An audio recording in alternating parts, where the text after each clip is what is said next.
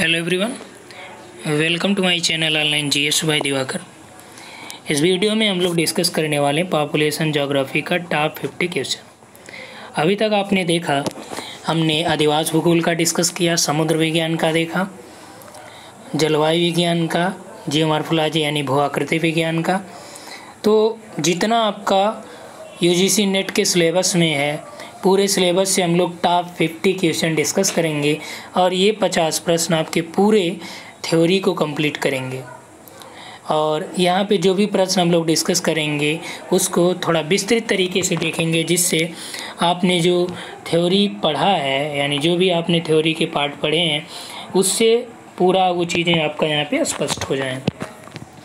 ये आपका UGC net के लिए ही नहीं, बल्कि आप पीजीटी देने जा रहे हैं या असिस्टेंट प्रोफेसर की परीक्षाएं देने जा रहे हैं, कॉलेज लेक्चरर की, सभी के लिए महत्वपूर्ण होगा। ठीक, तो इसलिए आप इसको वीडियो को सेव कर सकते हैं। यहाँ पे डाउनलोड का भी ऑप्शन दिया गया है। यदि इस चैनल के नए व्यूअर हैं तो चैनल को सब्सक्राइब कर बेल आइकन को ज़रूर क्लिक करें, क्योंकि आगे इसी तरह से हम महत्वपूर्ण सिद्धांतों पे भी लाने वाले हैं। जैसे अधिवास भूगोल के सिद्धांत कौन से हैं, जनसंख्या भूगोल के महत्वपूर्ण सिद्धांत, और जलवायु विज्ञान के, समुद्र विज्ञान के। हालांकि इसके पहले हमने जियोमॉर्फोलॉजी का सिद्धांत और आपका ओशिनोग्राफी के दोनों सिद्धांत को करा दिए हैं। बचा है आपका जलवायु विज्ञान और पर्यावरण के कुछ महत्वपूर्ण हैं, और जनसंख्या भूगोल और अधिवास का। इसमें हालांकि हमने जनसंख्या को भी इंक्लूड कर रखा है। तो स्टार्ट करते हैं। पहला प्रश्न है, जनसंख्या भूगोल का पिता या जनक किसे कहा जाता है? गार्नियर को, ट्रिवार्था को, फिंच को या जेलिंस्की को? तो यहाँ पे देखिए सही उत्तर क्या हो जाएगा आपका, जनसंख्या भूगोल का पिता कहा जाता है ट्रिवार्था महोदय को। क्लियर। एक पीडीएफ हमने, देखिए यहाँ पे पेड ग्रुप से आप शामिल होना चाहते हैं तो इस नंबर पे आप मैसेज करिएगा। वहाँ पे देखिए आपको कंप्लीट यूनिट का नोट्स प्रोवाइड कराया जाएगा, साथ ही साथ वीडियो और टेस्ट पेपर भी होगा। आगे हम प्रैक्टिस सेट भी लाने वाले हैं 100 प्रश्नों का, पूरे कंप्लीट सिलेबस से। तो यहाँ पे जो जनसंख्या भूगोल का जनक है त्रिवार्था है, और भारत में जो जनसंख्या भूगोल के अध्ययन के योगदान किसने किसने दिया? तो इसमें देखिए GS Ghoshal, RL. Singh, B Dayal, Chandna या सभी। तो जो भारत में जनसंख्या भूगोल का अग्रणी माना जाता है, जीएस घोषाल महोदय को माना जाता है। इन्होंने जो शोध कार्य किए थे त्रिवार्था महोदय के मार्गदर्शन में ही किया था। पंजाब यूनिवर्सिटी से ये संबंधित रहे हैं जीएस घोषाल महोदय। अब देखिए यहाँ पे जनसंख्या भूगोल में जो योगदान दिए, बी दयाल ने भी दिया है, आर.एल. सिंह ने भी दिया, आर.सी. चांदना भी दिया है। तो यहाँ पे सही उत्तर आपका सभी हो जाएगा। चांदना की जो जनसंख्या भूगोल की बुक आती है, ये पहली किताब मानी जाती है जनसंख्या से संबंधित। अगला है, कौन सुमेलित नहीं है? ज्योग्राफी ऑफ पॉपुलेशन किसकी है? गार्नियर की है। ये सत्य है आपका। बुक देखिए, बुक आपको प्रॉपर तरीके से सभी यूनिट को याद रखना है। ज्योग्राफी ऑफ पॉपुलेशन गार्नियर की है। पॉपुलेशन ज्योग्राफी किसकी है? देखिए, ज्योग्राफी ऑफ पॉपुलेशन और पॉपुलेशन ज्योग्राफी क्लार्क की है, और ज्योग्राफी ऑफ पॉपुलेशन गार्नियर की है। Prologue to population geography Zelinsky की है, सही है। और ज्योग्राफी ऑफ पॉपुलेशन ट्रिवार्था की है। अगला है पॉपुलेशन ज्योग्राफी अ रीडर। क्या है? Population geography a reader.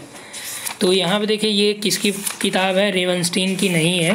प्रश्न दिया है कि कौन सा सुमेलित नहीं है। क्या दिया है? प्रश्न दिया है कौन सा सुमेलित नहीं है, तो ई वाला आपका राइट आंसर हो जाएगा। पॉपुलेशन ज्योग्राफी अ रीडर ये बुक है डेमको की। किसकी बुक है? डेमको की।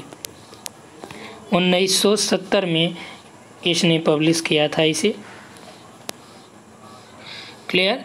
नेक्स्ट आइए, विश्व की 70% जनसंख्या किन अक्षांशों के मध्य पाई जाती है? बहुत बार ये प्रश्न पूछा गया है। उत्तराखंड असिस्टेंट प्रोफेसर में भी पूछा गया था, हरियाणा में भी आपका यही प्रश्न आया था। ठीक, कि विश्व के 70% या दे देगा आपका 60% से अधिक जनसंख्या कहाँ पे निवास करती है, किन अक्षांशों के बीच निवास करती है। तो पहली बात तो ये कि सर्वाधिक जो जनसंख्या वाले देश हैं उत्तरी गोलार्ध में ज़्यादातर हैं। तो जाहिर सी बात है, पहले तो आपके दिमाग में ये चीज़ें आनी चाहिए कि इसका जो उत्तर होगा वो उत्तरी गोलार्ध होगा। दूसरी बात, अब देखिए कि जो ज़्यादातर पॉपुलेशन वाली कंट्री हैं टॉप 20 या टॉप 5 जो कंट्रीज़ हैं कहाँ कहाँ पे हैं, किन अक्षांशों के मध्य पाई जाती हैं। तो जो आपका 70% जनसंख्या है वह निवास करता है 20 से लेके 60 डिग्री उत्तरी अक्षांशों के मध्य। ठीक, देखिए 60% से अधिक जनसंख्या आपका कहाँ पे पाया जाएगा, उत्तरी गोलार्ध में, और लगभग 20% के आसपास की जनसंख्या आपका दक्षिणी गोलार्ध में है। जनसंख्या वितरण को कौन सा कारक प्रभावित करते हैं, जलवायु की स्थिति, वनस्पतियाँ, उपजाऊ मृदा। अब देखिए जनसंख्या का जहाँ वितरण है, आप देखेंगे कि यदि गंगा घाटी की बात कर लें हम लोग, तो इसमें जल की उपलब्धता भी है, यहाँ की जलवायु की स्थिति भी उतना ज़्यादा कठिन नहीं है, और वनस्पतियाँ भी यहाँ पे उपलब्ध, उनकी भी मात्रा उपलब्धता है। उपजाऊ मृदा, यहाँ पे देखिए जलोढ़ मृदा का यहाँ पे विस्तार सर्वाधिक देखने को मिलता है, इसलिए ये मिट्टियाँ क्या होती हैं, उपजाऊ मृदाएँ होती हैं। इसलिए आप देखते हैं कि जो गंगा घाटी का क्षेत्र है सर्वाधिक जनसंख्या संकेंद्रण आपका यहीं देखने को मिलता है। तो ये सभी चीज़ें जनसंख्या को प्रभावित करती हैं। जलवायु की स्थिति की बात करें, जो बहुत ज़्यादा ठंडे एरियाज़ हैं या बहुत ज़्यादा जो गर्म एरिया हैं, वहाँ पे देखेंगे आप पॉपुलेशन का डिस्ट्रीब्यूशन बहुत वितीर्ण रूप देखने को वहाँ पे मिलेगा। तो यहाँ पे जो आपका सही उत्तर डी हो जाएगा। निम्न में से कौन सघन जनसंख्या के क्षेत्र हैं। सघन जनसंख्या के जो क्षेत्र हैं वो आपके दक्षिण पूर्वी एशिया या पूर्वी एशिया हैं, या मध्य और पश्चिमी यूरोप, आंग्ल अमेरिका का मध्य और पूर्वी भाग, या सभी। तो इसमें देखिए जो सघन जनसंख्या वाले क्षेत्र हैं, पहले तो दक्षिण पूर्वी और पूर्वी एशिया ही हैं, सत्य है ये। मध्य और पश्चिमी यूरोप भी हैं। मध्य और पश्चिमी यूरोप की बात करें तो यहाँ पे आपका सघन आबादी के देशों में जर्मनी है, फ्रांस है, बेल्जियम है, नीदरलैंड है, पोलैंड है, ठीक, यूक्रेन है, चेकोस्लोवाकिया है, यूनाइटेड किंगडम है, ये सभी इसमें शामिल हैं। और यदि यहाँ पे बात करें, यूरोप में सर्वाधिक सघन जनसंख्या देखने को मिलती है कहाँ पे, ब्रिटेन से यूक्रेन तक जो कोयले की पेटी है वहाँ पे। जर्मनी में जो सार क्षेत्र है, कोयला क्षेत्र है, फ्रांस की जो राइन नदी बेसिन है, यहाँ पे जनसंकुल अधिक विस्तृत देखने को मिलते हैं, इसलिए ये भी आपका सत्य है।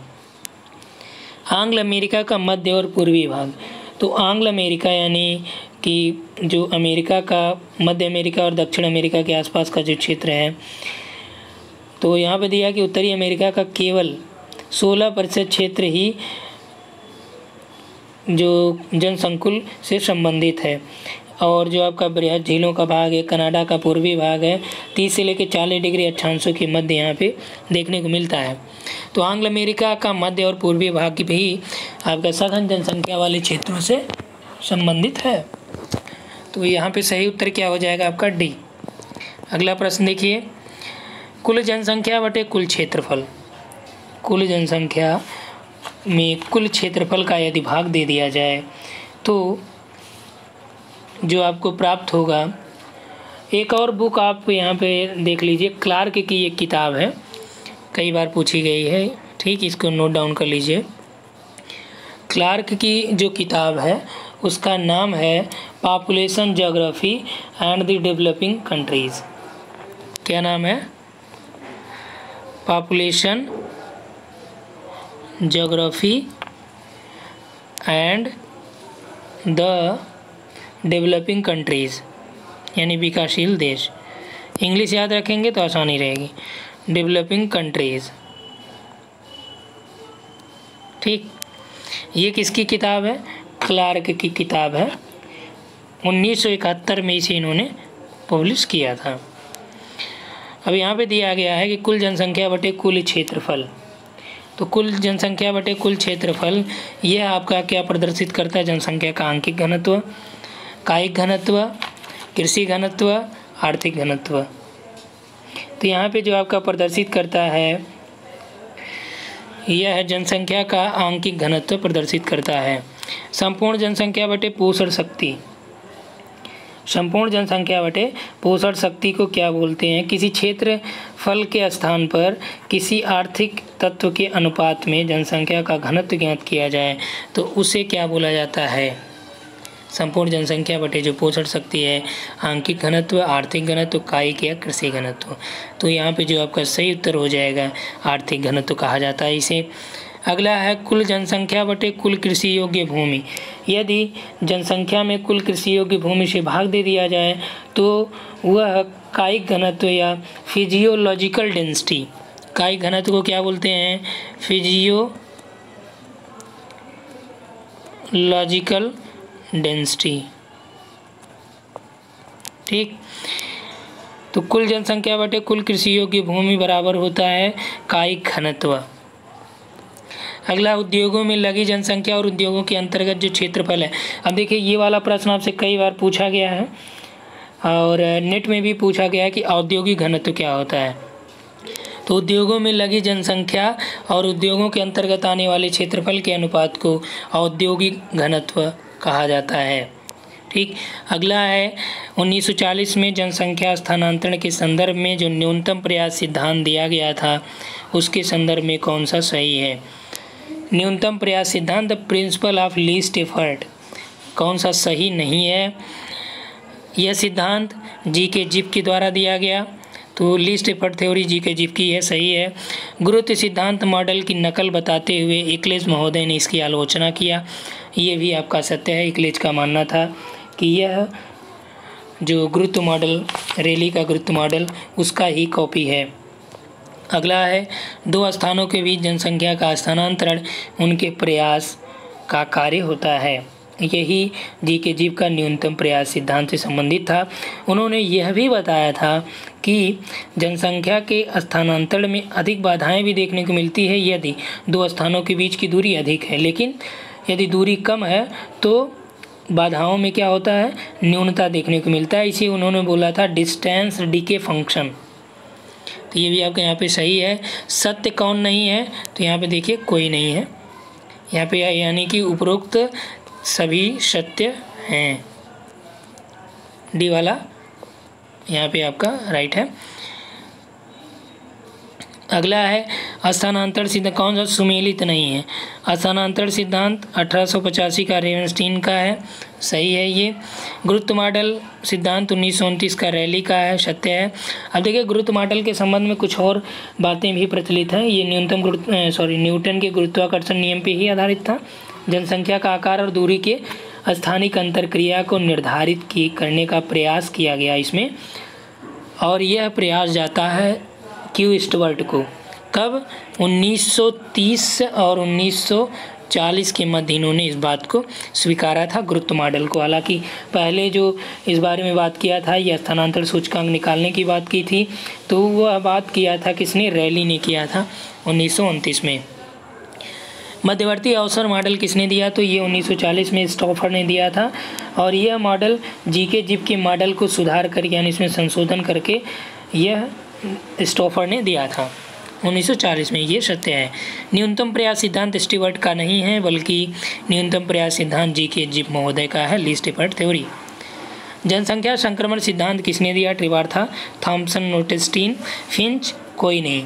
देखिए जनसंख्या जो संक्रमण सिद्धांत है यह दिया है किसने? थॉमसन और नोटेस्टीन ने दिया है।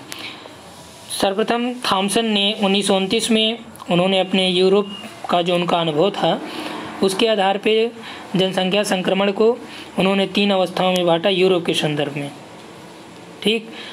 और बाद में वलेकर महोदय हैं, इन्होंने जनसंख्या संक्रमण को 5 भागों में डिवाइड कर दिया। और नोटेस्टीन आते हैं उसके बाद, तो नोटेस्टीन और ये क्या करते हैं कि जनसंख्या संक्रमण में थॉमसन के कुछ विचारों में इन्होंने यहाँ पे संशोधन किया, और इन्होंने भी 3 अवस्थाओं को बताया कि 3 विभिन्न अवस्थाओं से गुजरना पड़ता है जनसंख्या को, ठीक। अगला है 14वां, देखिए इसको एलिमिनेट इसलिए कर दिया गया कि आपको आगे इस तरह का प्रश्न एक और देखने को मिलेगा। नेक्स्ट है यहाँ पे वेबर कौन सा सुमेलित नहीं है?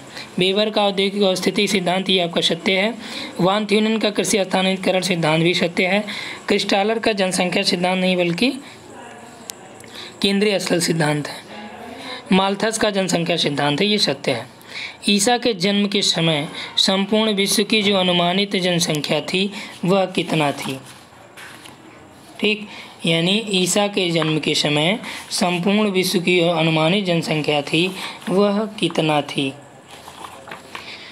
तो जो आपका यहाँ पे दिया गया है 5 करोड़, 7 करोड़, 10 करोड़ या 15 करोड़, तो सत्य जो आंसर है यानी सही उत्तर हो जाएगा आपका 10 करोड़। ठीक, अगला यहाँ पे देखिए, वह कौन सा कारक है जो जनसंख्या को प्रभावित नहीं करता है? मानव का अधिवास, मानव का अधिवास, मिट्टी, जलवायु और धरातली बनावट। तो देखिए मृदा, जलवायु, धरातली बनावट ये सभी प्रभावित करते हैं, जबकि अधिवास से विशेष प्रभाव नहीं पड़ता है। समान जनसंख्या घनत्व को प्रदर्शित करने वाले स्थानों को मिलाने वाली रेखा को आइसोप्लेथ कहा जाता है। जनसंख्या का आर्थिक घनत्व किस प्रकार ज्ञात किया जाता है? अभी जस्ट पहले हमने आपको ये चीज़ें कराई है, जनसंख्या का आर्थिक घनत्व कैसे निकालते हैं। तो यहाँ पे देखिए कि कुल जनसंख्या बटे कृषि भूमि का क्षेत्रफल, कुल जनसंख्या बटे कृषि भूमि का जो क्षेत्रफल है, या कृषक जनसंख्या बटे कृषि भूमि का क्षेत्रफल, कुल जनसंख्या बटे कुल क्षेत्रफल, कुल जनसंख्या बटे संसाधनों की उत्पादन क्षमता। अब देखिए यहीं पे आपको समझने की बात है, जनसंख्या का आर्थिक घनत्व में क्या होता है? कुल जनसंख्या बटे जो पोषण शक्ति है, यानी कि पोषण क्या है? भूमि क्या होगी? कृषि भूमि है, तो कृषि भूमि का जो क्षेत्रफल है वह क्या होगी? उस एरिया, उस पॉपुलेशन को पोषित करेगी। तो कृषि भूमि का जो क्षेत्रफल है उसको कुल जनसंख्या से भाग देंगे तो आएगा आर्थिक घनत्व। लेकिन कृषि योग्य, जो कुल कृषि योग्य भूमि है उसको जब कुल जनसंख्या से डिवाइड किया जाए वो कायिक घनत्व आता है। यहाँ पे बल्कि आपका इसकी जगह है यदि दिया होता कि आर्थिक संसाधन पर जो वहाँ की जनसंख्या निर्भर करती है, यानी कि इसकी जगह या पोषण शक्ति देता या आर्थिक संसाधन। आर्थिक संसाधन में आपका क्या है? भूमि भी आ गया। तो यहाँ पे देखिए कृषि भूमि की बात किया, कुल कृषि योग्य भूमि की बात नहीं किया। जब यहाँ पे कुल कृषि योग्य भूमि की बात करेगा तब वो हो जाएगा फिजियोलॉजिकल डेंसिटी यानी कायिक घनत्व। किसी क्षेत्र की कुल जनसंख्या को उसके क्षेत्रफल से विभाजित करने पर प्रतिवर्ग किसी जनसंख्या प्राप्त करते हैं, इसे क्या कहा? यानी जो घनत्व प्राप्त होता है वो किस प्रकार का घनत्व है? जब कुल जनसंख्या में उसके क्षेत्रफल से भाग दिया जाता है। तो अभी जस्ट पहले आपने देखा कायिक घनत्व, अंकिक घनत्व, कृषि घनत्व, आर्थिक घनत्व, तो उसे क्या बोलते हैं? अंकिक घनत्व, अर्थमेटिकल डेंसिटी बोला जाता है। अगला है पृथ्वी तल पर बसे लोगों की प्रादेशिक भिन्नता संबंधी ज्ञान से ही जनसंख्या भूगोल के तत्व निहित हैं। यह कथन किसका है? तो देखिए ये कथन दिए थे त्रिवार्था महोदय ने दिया था। विश्व की जनसंख्या समस्या का सर्वप्रमुख कारण क्या है? जो विश्व की जनसंख्या समस्या है इसका प्रमुख कारण कौन सा है? तो देखिए तीव्र एवं भयावह वृद्धि, संसाधन का कम होना, असमान वितरण है, इनमें से कोई नहीं। तो जनसंख्या समस्या का जो प्रमुख कारण है ये है कि तीव्र और बहुत भयावह वृद्धि यहाँ पे हो रही है, उस अनुपात में संसाधन यहाँ पे कम है। ठीक, विश्व में सर्वाधिक ग्रामीण अधिवास किस महाद्वीप में? अब देखिए ये प्रश्न आपका अधिवास से संबंधित हो गया है। तो सर्वाधिक जो ग्रामीण अधिवास कहाँ पे देखने को मिलते हैं, तो आसानी से आप इसको कर लेंगे, एशिया महाद्वीप है। जनसंख्या भूगोल की एक नवोदित शाखा है, आधुनिक शाखा है, जिसे एक क्रमबद्ध शाखा के रूप में विकसित करने का श्रेय किसे जाता है? जी.टी. वाथा, एडवर्ड मैकरमैन, जियान आई क्लार्क, टी.आर. माल्थस। तो जो यहाँ पे आपका सही उत्तर हो जाएगा वह है जी.टी. वाथा। अगला है मानव संसाधन का विकास आवश्यक है क्योंकि मानव संसाधन का विकास आवश्यक है क्योंकि लोग अधिकाधिक परिश्रम कर सकेंगे, लोग प्राकृतिक संसाधनों का विकास कर सकेंगे, लोग छोटे परिवार की संकल्पना को अपना सकेंगे, लोग अच्छे कार्य के लिए प्रव्रजन कर सकेंगे। यानी कि मानव संसाधन का विकास इसलिए आवश्यक है क्योंकि अच्छे कार्य के लिए लोग एक स्थान से दूसरे स्थान को प्रव्रजन कर पाएंगे। अधिकाधिक श्रम तो कर ही सकते हैं। यूएसए व पश्चिमी यूरोप में जनसंख्या की तीव्र वृद्धि होने के क्या कारण हैं? संयुक्त राज्य अमेरिका और पश्चिमी यूरोप में जो जनसंख्या का तीव्र वृद्धि दर देखने को मिल रहा है वो किन कारणों से देखने को मिल रहा है? जलवायु स्थिति, तकनीकी विकार या फिर जलापूर्ति। देखिए तीव्र वृद्धि दर देखने को किस लिए मिल रहा है? वो टेक्नोलॉजी के दृष्टिकोण से दोनों बहुत ही तीव्र गति से वृद्धि कर रहे हैं। उत्तरी और पश्चिमी यूरोप में जनसंख्या की अधिकता पाई जाती है। जनसंख्या की सघनता के निम्न कारणों में से कौन सा संबंधित नहीं है? उत्तरी पश्चिमी यूरोप में कौन सा कारण नहीं है जो जनसंख्या की सघनता से संबंधित नहीं है? कृषि योग्य भूमि, उपजाऊ मिट्टी की सुलभता, अनुकूल जलवायु, उच्च तकनीकी, प्रचुर खनिज भंडार, विकसित परिवहन, औद्योगिक या व्यापारिक महत्वपूर्ण स्थिति, या शुष्क प्रदेश, जलापूर्ति का अभाव, या फिर तो इसमें से कौन सा सत्य है? अब देखिए यहाँ पे कौन कारण नहीं है। उत्तर पश्चिमी यूरोप में आप देखेंगे तो वो तकनीकी रूप से बहुत ही विस्तृत है, बहुत ही वृद्धि किया है, उच्च तकनीकी ज्ञान रखने वाला है। तो ये सभी आपके यहाँ पे सही हैं, कारण हैं। लेकिन कौन सा कारण संबंधित नहीं है? तो आपका जो ये कृषि योग्य भूमि वहाँ पे नहीं है उतना ज़्यादा, उपजाऊ मिट्टी की सुलभता भी नहीं है। आर्थिक दृष्टिकोण से पिछड़े देशों में जनसंख्या की वृद्धि धीमी गति से होती है क्योंकि इसमें, यानी जो आर्थिक रूप से कमज़ोर देश हैं, पिछड़े वर्ग के देश हैं, वहाँ पे जनसंख्या की वृद्धि की जो गति है वो क्या होती है? धीमी होती है। क्यों होती है? क्योंकि इसमें ऐसा क्या होता है जिससे ये कम होती है?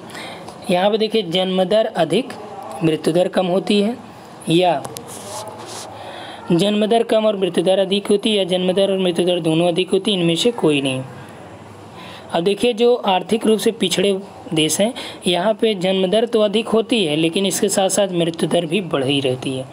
इसीलिए इन देशों में वृद्धि दर जो है धीमी देखने को मिलती है क्योंकि ये आर्थिक रूप से कम धनी हैं, पिछड़े हैं। लैप्स लोग किस प्रदेश में रहते हैं? लैप्स निवासी कहाँ पे रहते हैं? सहारा में, प्रेयरी में, विषुवत रेखीय वन में, या फिर यूरेशिया के उत्तरी भाग में। तो जो लैप्स लोग रहते हैं यूरेशिया के उत्तरी भाग में, साइबेरिया के आसपास। अगला, कनाडा के उत्तरी भाग में जनसंख्या के विरल होने का क्या कारण है? नॉर्थ कनाडा में जनसंख्या के विरल होने के क्या कारण हैं? अत्यधिक ठंड, सघन वनीय, गर्म जलवायु का प्रदेश, इसमें परिवहन साधनों का अभाव। अब देखिए जो उत्तरी कनाडा है, जो हम बात करें उत्तरी कनाडा की, तो ये वाला पार्ट जो है यहाँ पे देखिए पूरा क्या हो जाता है? आर्कटिक रीजन के पास आ जाता है, ग्रीनलैंड वगैरह यहाँ पे आपका ये बहुत ही ठंडा क्षेत्र हो जाता है, इसलिए यहाँ पे जनसंख्या बहुत ही विरल होती है। वर्ष 2001 की जनगणना के अनुसार विश्व में जनसंख्या का औसत घनत्व कितना है? 30वां प्रश्न है। तो औसत घनत्व की बात किया है 81, 95, 75 या 41 प्रति वर्ग किलोमीटर। तो कितना है ये यहाँ पे आपका? सही उत्तर जो यहाँ पे हो जाएगा 2001 की बात कर रहा है तो 41 है। कितना है? 41 है। यदि हम लोग यहाँ पे बात करें 2017 के अनुसार जो विश्व जनसंख्या का औसत घनत्व है वह कितना है? तो 2017 का जो डेटा है उसमें जो औसत घनत्व है ये आपका 56 व्यक्ति प्रति वर्ग किलोमीटर है। कितना है? 56 व्यक्ति प्रति वर्ग किलोमीटर है। क्लियर? उत्तर पूर्वी अमेरिका के तटीय भाग में अत्यधिक जनसंख्या घनत्व पाए जाने के क्या कारण है? उत्तर पूर्वी अमेरिका का जो तटीय भाग है वहाँ पे अत्यधिक जनसंख्या घनत्व पाया जाता है। इसका प्रमुख कारण है कि इस प्रदेश में औद्योगिकरण और नगरीकरण का प्रभाव अधिक है, यानी अधिक हुआ है विकास। उच्च पर्वतीय क्षेत्र में जनसंख्या विरल पाई जाती है क्योंकि यहाँ पे वायुमंडल की ऊपरी परत में सांस लेना कठिन होता है। या धरातल ऊबड़ खाबड़ है, या जंगली जानवर पाए जाते हैं, या सघन वन पाए जाते हैं। तो यहाँ पे जो आपका सही उत्तर हो जाएगा, यहाँ धरातल क्या है, ऊबड़ खाबड़ और अभिमान्य होता है। निम्न में से किस प्रदेश में सबसे कम जनसंख्या घनत्व पाया जाता है? किन प्रदेशों में सबसे कम जनसंख्या घनत्व पाया जाता है? उत्तरी पश्चिमी यूरोप, ध्रुवीय प्रदेश, मानसून एशिया या नील घाटी का क्षेत्र? तो सबसे कम जनघनत्व आपका ध्रुवीय प्रदेश में पाया जाता है, बहुत ही ठंडा एरिया होता है ये। उत्तरी अमेरिका में जनसंख्या घनत्व सर्वाधिक कहाँ पाया जाता है? अब देखिए, अमेरिका में भी पूछ रहा है कि कहाँ पे, किस प्लेस पे सर्वाधिक पाया जाए, पश्चिमी तट, पूर्वी तट, उत्तरी तट या कैलिफोर्निया? तो यहाँ पे जो आपका राइट आंसर हो जाएगा, सर्वाधिक घनत्व आपका पूर्वी तट पर पाया जाता है। अंतर क्षेत्रीय प्रवास निम्न में से किसके मध्य होता है? जो अंतर क्षेत्रीय यानी क्षेत्र, एक क्षेत्र से दूसरे क्षेत्र की ओर जो प्रवास है वह किसके मध्य होता है? ग्रामीण क्षेत्र से नगर की ओर, नगर से उपनगरीय क्षेत्र की ओर, अमेट्रोपॉलिटन से मेट्रोपॉलिटन की ओर, या फिर सभी सत्य हैं। अंतर क्षेत्रीय यानी एक क्षेत्र से दूसरे क्षेत्र में, ग्रामीण क्षेत्र से नगरी की ओर या नगर से उपनगर की ओर, अमेट्रोपॉलिटन से मेट्रोपॉलिटन की ओर। तो यहाँ पर देखिए सही उत्तर जो हो जाएगा अंतर क्षेत्रीय आपका मेट्रोपॉलिटन की ओर यानी मेट्रोपॉलिटन से। और जो कुछ हद तक सही आपका यहाँ पे ये भी हो सकता है ग्रामीण क्षेत्र से नगर की ओर, लेकिन जो यहाँ पे ज़्यादा सटीक है मेट्रोपॉलिटन से मेट्रोपॉलिटन की ओर। निम्न देशों में से सर्वाधिक जनसंख्या घनत्व किस में पाया जाता है? सर्वाधिक जनघनत्व भारत, चीन, यूएसए, कनाडा। अब देखिए ये आपको कमेंट करके बताना है और डेटा आप रखिएगा 2017 का, ठीक। गूगल भी कर सकते हैं आप, लेकिन आपको कमेंट में बताना है कि सर्वाधिक जनसंख्या घनत्व किस में पाया जाता है। अब 4 ही दिए गए हैं, आप डायरेक्ट सर्च कर पाएंगे। जैसे इंडिया का हम बता दे रहे हैं 382 है, 382 है, ठीक। अब आपको देखना है यूएसए, कनाडा और चीन का सर्च करके आप यहाँ पे रिप्लाई ज़रूर दीजिएगा। अगला है विश्व के अनेक, इससे क्या होगा देखिए रिप्लाई देने से आपका कम से कम यहाँ तो क्लियर हो जाएगा, एक साथ आप देखेंगे कई चीज़ें वहाँ पे मिल जाएंगी।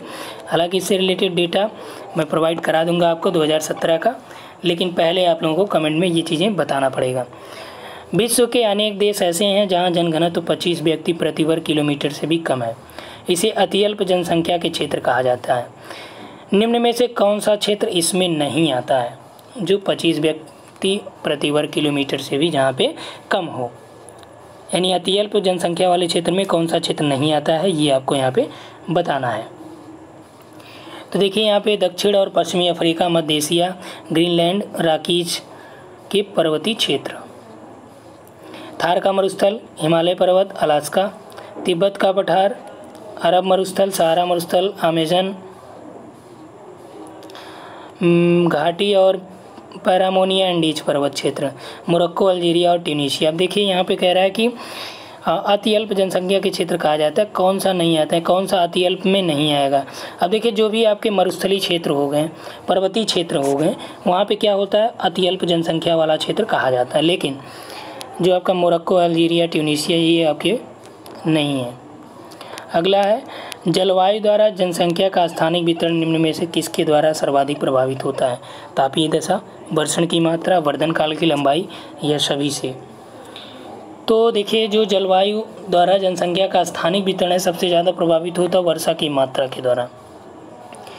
निम्न में से वह तथ्य जो जनसंख्या वितरण को सर्वाधिक प्रभावित करता है क्या है? खनिज संपदा, मृदा की संरचना, प्राकृतिक वनस्पति या जलवायु? तो सबसे ज़्यादा प्रभावित करने वाला कारण क्या है? यहाँ पे आपका जलवायु है, ठीक। अगला है विश्व जनसंख्या समस्या के समाधान के लिए कौन सा संबंधित है? जनसंख्या का जो समस्या है उसके समाधान के लिए क्या किया जा सकता है? खाद्यान्नों के उत्पादन में बढ़ोतरी की जाए, औद्योगिक विकास किया जाए, शिक्षा का प्रचार और प्रसार किया जाए, नगरीकरण और स्थानांतरण किया जाए, परिवार नियोजन और संतति निग्रह किया जाए, शादी में देरी किया जाए, सीमित भूखंड या और उसका असमान वितरण रहे। 40वां प्रश्न है। अब देखिए यहाँ पे क्या करना है कि जनसंख्या समस्या के समाधान के लिए आपको खाद्यान्न के उत्पादन में तो वृद्धि करनी होगी, लेकिन उसके लिए क्या करना है यहाँ पे आपका, यहाँ देखिए कौन सा संबंधित नहीं है, है कि बजाय नहीं है। तो यहाँ पे सीमित भूखंड और असमान वितरण जो है ये समस्या समाधान को नहीं बताता है। यहाँ पे ध्यान दीजिएगा कौन सा संबंधित नहीं है, ठीक। जबकि ये सभी आपके परिवार नियोजन और संतति निग्रह या देरी से शादी करना जनसंख्या समस्या के समाधान के अंतर्गत ये शामिल किए जा सकते हैं। क्योंकि जब आप देरी से शादी करेंगे, परिवार नियोजन प्रक्रियाओं को अपनाएंगे, तो जैसे आप देखते हैं कि जो गरीब देश हैं या जो गरीब तबका है, बस्तियों का इलाका है, वहाँ पे ये चीज़ें आपको ज़्यादा देखने को मिलती हैं कि वहाँ पे लोग शिक्षा का प्रचार प्रसार भी नहीं रहता, न तो नगरीकरण वहाँ पे ज़्यादा देखने को मिलता है, ठीक। वहाँ पे पुत्र रत्न की प्राप्ति वो मानते हैं कि ये ईश्वर की देन है, जबकि ऐसा नहीं है। विश्व जनसंख्या की निम्न समस्याओं में से कौन संबंधित नहीं है? सीमित स्थल भूमि, असमान वितरण, असाधारण वृद्धि, प्राकृतिक जनसंख्या का समुचित उपयोग न होना, प्राकृतिक संसाधनों पर जनसंख्या का दबाव, खाद्यान्नों के उत्पादन में वृद्धि, शिक्षा का प्रसार। अब देखिए विश्व की जनसंख्या जो समस्या है उससे क्या चीज़ नहीं संबंधित है?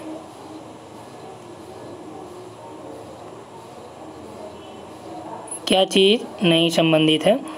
तो खाद्यान्नों के उत्पादन में वृद्धि और शिक्षा का प्रसार।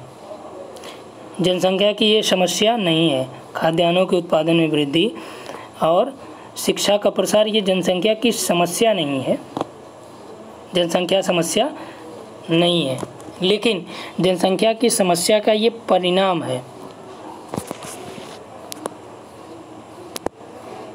ठीक।